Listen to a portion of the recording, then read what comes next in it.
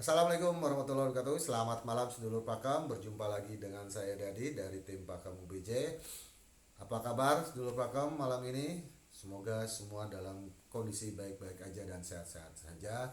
Dan semoga Allah SWT selalu memberikan kemudahan dan kelancaran dan berkecukupan untuk seluruh dulur Pakam dimanapun berada. Amin ya robbal alamin.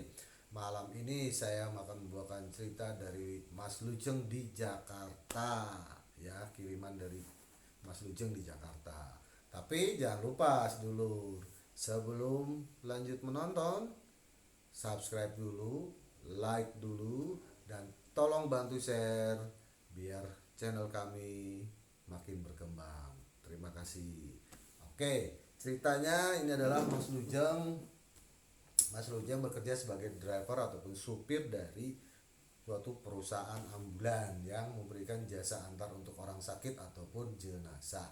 Nah, malam ini Mas Sugeng di Jakarta ini dari salah satu rumah sakit swasta mendapat kerjaan untuk mengantar jenazah ke daerah Jawa Tengah, perjalanan yang lumayan jauh.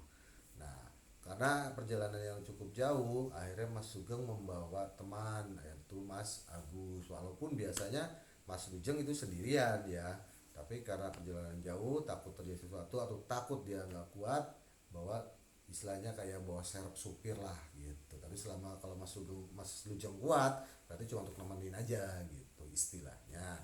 Nah, selain dengan Mas Lujeng selain dengan Mas Agus, itu juga ada dari pihak almarhum yang untuk penunjuk jalan adalah Mas Alif gitu. Mas Alif adalah temannya almarhum untuk mengantar biar dapat alamat pasti langsung ke tujuan, karena memang permintaan dari pihak almarhum untuk secepatnya istilahnya besok pagi jam 6 itu harus nyampe sana. Walaupun kalau berangkat jam 8-an ya mungkin bisa lebih ya, cuma ya udah makanya biar tidak tidak istilahnya tidak terlambat dan tidak dadakan nyari-nyari gitu kan, nyari-nyari alamatnya gitu, akhirnya dibantu oleh Mas Alif sebagai teman almarhum. Nah, perjalanan mulai sekitar jam 8-an lah sedulur lah ya, 8 malam itu berangkatlah mereka bertiga. Udah perjalanan sekitar 2-3 jam masih baik-baik aja, lancar-lancar aja, sampai akhirnya Mas Lujeng memutuskan untuk istirahat dulu, untuk ngopi-ngopi dulu, karena kan kalau berangkat jam 8-an berarti kan sekitar jam 9, 10, jam 11-an kan lumayan dah mulai malam ya sedulur ya, dan takutnya Mas Lujeng udah mulai ngerasa ngantuk gitu kan. Nah, akhirnya istirahat dulu, ngopi-ngopi dulu, akhirnya juga suasana jadi mulai cair gitu kan, karena emang Mas Alif ini kan orang lain yang tadinya tidak dikenal oleh Mas Lujeng juga Mas Agus, udah mulai ngobrol-ngobrol, dan akhirnya nggak lama lah, paling setengah jam akhirnya mereka berangkat lagi. Nah, jalan lagi sejam 2 jam karena udah merasa tadi sudah mulai cair suasananya.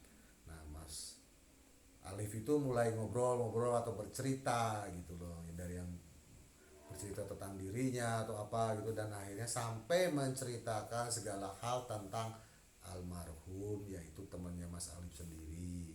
Walaupun sih sebenarnya Mas Lujeng ya jelas tidak terlalu memperhatikan, karena emang Mas Lujeng kan supir, dia harus memperhatikan jalan, dan juga Mas Agus sendiri juga kadang membantu Mas Lujeng dengan memberikan awas hati-hati atau apa mana gitu, istilahnya kayak ngasih aba-aba lah, kalau emang pas bisa nyalip kalau enggak kan gitu. Nah, tapi Mas Alif ini terus aja bercerita sampai akhirnya juga mungkin keceplosan atau keasikan bercerita.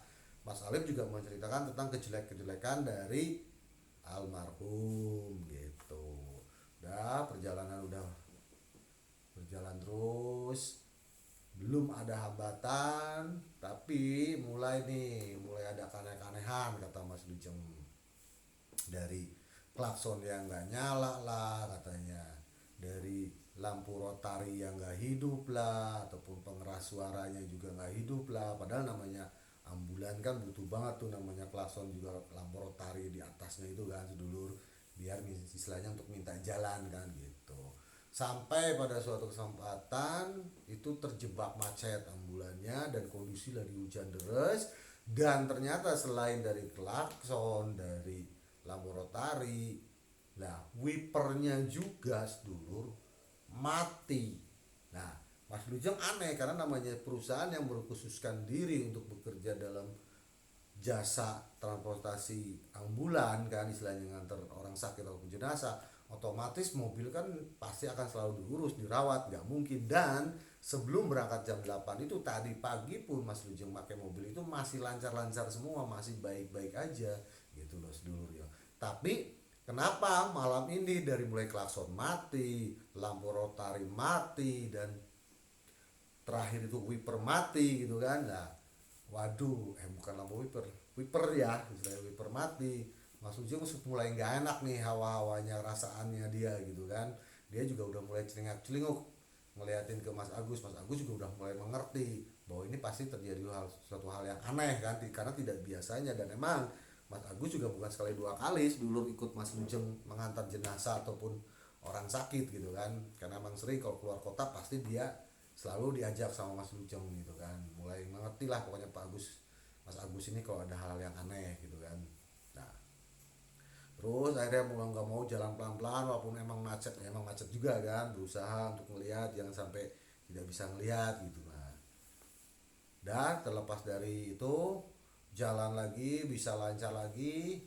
Nah, mulai nih banyak ada lagi yang oleh keanehan ya, selain dari tadi kan mungkin dari keanehannya dari kondisi mobil ya, dari klakson, lampu rotari, dari wiper gitu kan yang pada mati semua tidak berfungsi. Nah, ini yang mulai dirasakan oleh Mas Lujeng adalah tangannya sedulur. Kadang-kadang kok tangannya dia katanya merasa kayak ada yang menarik tangannya sehingga dia seperti orang yang membanting setir, dan itu sudah terjadi beberapa kali sampai istilahnya hampir kecelakaan. Karena namanya ambulan kan walaupun bawa mobil jenazah juga apalagi udah kondisi malam pasti, dan juga buru-buru kan, kondisinya ngebut kan kenceng banget gitu Mas Lujeng bawa mobilnya. Berapa kali kayak merasa ada yang dibanting gitu loh tangannya, sampai hampir kecelakaan gitu kan. Nah, karena merasa benar-benar sudah ada keanehan, akhirnya Mas Luceng ngomong nih ke Mas Agus, Mas Agus tolong deh mulai berdoa deh gitu kan, mulai berdoa gitu kan. Terus sambil tetap konsentrasi, dan juga Mas Agus juga udah mulai berdoa. Dan emang Mas Agus mengerti kalau sampai Mas Lujeng ngomong seperti itu berarti ada sesuatu hal yang gak baik, dan dia juga menyaksikan sendiri jelas di sampingnya Mas Lujeng ya duduknya Mas Agus kan, dari klakson mati, lampu rotari mati, wiper mati, berapa kali kayak banting setir. Pas ditanyain juga Mas Sugeng nggak tahu, Mas Lujeng ditanya sama Mas Agus juga kenapa Mas ya, nggak tahu ini kok kayak tangan saya ada menggerakkan gitu kan. Dua tiga kali lah kejadian seperti itu. Makanya di saat Mas Lujeng suruh meminta Mas Agus untuk berdoa, Mas Agus sudah ngerti banget nih pasti ada sesuatu hal gitu kan. Oh, berusaha konsentrasi, tenang Mas Lujeng bawa mobil. Mas Agus sendiri berusaha konsentrasi untuk berdoa gitu kan. Nah, tapi ternyata Mas Alif masih aja merocos sampai bener-bener masih semua hal-hal jelek tentang almarhum itu apa diomongin terus gitu. Nah, sampai satu titik Mas Lujeng itu udah nggak enak gitu, udah males, udah marah juga, udah jengkel juga gitu kan. Itu ngomong terus, apalagi ngomong yang itu kejelekannya. Dan setahunya Mas Agus, namanya orang udah meninggal ya sudahlah ya, nggak usah diomong-omongin gitu. Apalagi ini kondisi mereka lagi mengantarkan jenazah, tapi kok temannya sendiri selalu ngomongin terus jelekannya ke Mas Lujeng dan Mas Agus. Akhirnya Mas Lujeng berhenti, terus langsung sedikit membentak, udah deh Mas Alif gitu kata Mas Lujeng, ini kita lagi ngantar almarhum temenan jenengan, nggak usah deh jenengan jelek-jelekin lagi, udah cukup, itu untuk cukup jenengan yang tahu, nggak usah jenengan cerita ke orang lain. Akhirnya Mas Alif merasa dibentak juga kayak gitu, akhirnya diem kan, gak banyak ngomong juga, akhirnya udah diem kayak gitu. Udah Mas Lujeng juga istighfar, terus langsung berusaha baca doa lagi, terus bismillah, akhirnya jalan lagi gitu. Jalanan terus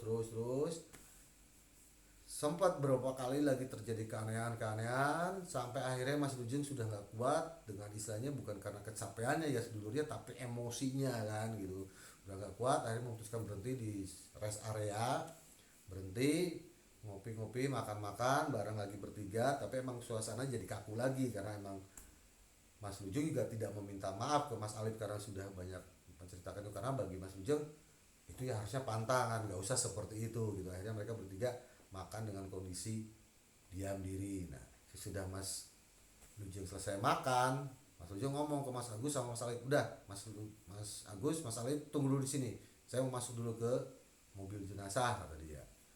Mas Lujeng masuk tapi bukan di depan, dapat di posisi supir ya sedulur ya, masuknya di belakang di tempat jenazah. Masuk, tutup pintu, berdoa, dan langsung berusaha istilahnya ngomong lah secara langsung gitu.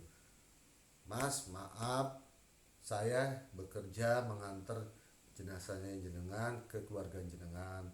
Tolong bantu saya, tolong mudahkan saya. Dan masalah teman jenengan yang menceritakan aib-aib jenengan itu urusan jenengan sama teman jenengan. Tapi tolong, saya di sini bekerja untuk keluarga saya. Tolong, saya pengen berangkat sampai tujuan selamat, sampai pulang pun selamat lagi. Tolong jangan marah pada kami, jangan marah pada saya.